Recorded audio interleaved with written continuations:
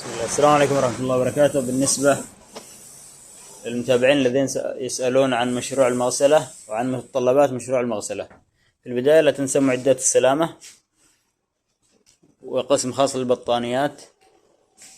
معنا أيضا مراية للزبائن، أيضا قائمة الأسعار، تمام، نشأ للشماغات، علاقات حديد لتعليق الملابس، قسم للملابس الداخلية تصفيطها، تمام. الرخصة طبعا والأشياء هذه الضرورية لابد منها. تحتاج سلال لوضع ملابس كل زبون منفردا، معلاق للملابس، قسم للشماغات لحاله، تمام. رفوف أخرى للبطانيات الإضافية خاصة أيام الشتاء تأتيك كميات لا بأس بها. مكبس وهو الشيء الرئيسي. طبعا في الخارج يوجد البولر ومولد البخار وخزان الديزل وخزان الموية. طبعا هذا كله يتم منه توليد البخار للمكبس.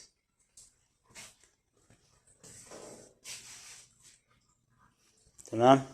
سير داخلي مؤقت للتعليق مؤقت، ثم تأخذ منه إلى الخارج. لفات أكياس لتكييس الملابس، طبعا في نوعين، في طويل وفي قصير،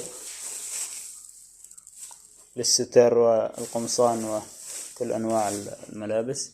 طبعا عدة غسالات لتغسل لكل زبون منفردا من جهة، ومن جهة لتستوعب أكبر كمية من الملابس. ولا تنسى تغيير موية بعد كل زبون، لأنه هناك ناس في بعض المغاسل يخلطون ملابس بعض الزبائن مع بعض، وهذا لا يصح، لأنه في ناس يعني لا قدر الله فيهم أمراض أو فيهم حساسية أو فيهم شيء.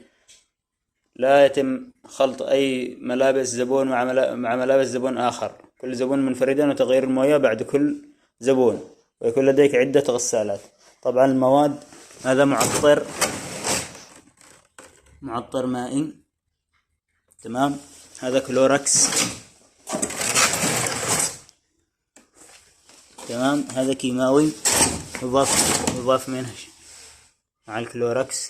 وهذا شامبو عبايات، تمام، للعبايات والملابس الملونة لئلا يتغير لونها، لأن الصابون بعض أنواع الصابون يؤثر على الملابس الملونة، فهذا أأمن. طبعا هذا معطر مائي لتعطير الملابس تروح منها رائحة الكلوركس والمنظفات. طبعا السخان، لا ننسى السخان للموية الحار للملابس التي فيها زيوت أو شديدة الاتساخ، يجب وضع ماء حار. هذه النيلة للملابس الداخلية، وهذه هي تضع قطرات طبعا حتى يتزن معك. بعد الغسيل تعمل لها لفة خفيفة بس، تطلعها على طول ليبقى لونها كويس. طبعا معك الأفران أو الدفايات أو النشافات كما يسميها البعض، هذه الصغيرة للملابس وللثياب، هذه للشماغات والأشياء خفيفة، وهذه الكبيرة للبطانيات، للحافات، للأشياء الثقيلة. طبعا هذه أغلب المعدات، أو تقدر تقول المعدات الرئيسية لمشروع المغسلة.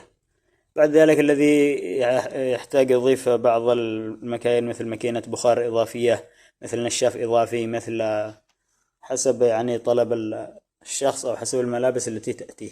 لكن هذه المعدات الرئيسية وإمكانها أن تقوم بأكثر من 95% من العمل، ما غير ذلك معدات إضافية. ولأي أسئلة انشروها في التعليقات. السلام عليكم ورحمة الله وبركاته.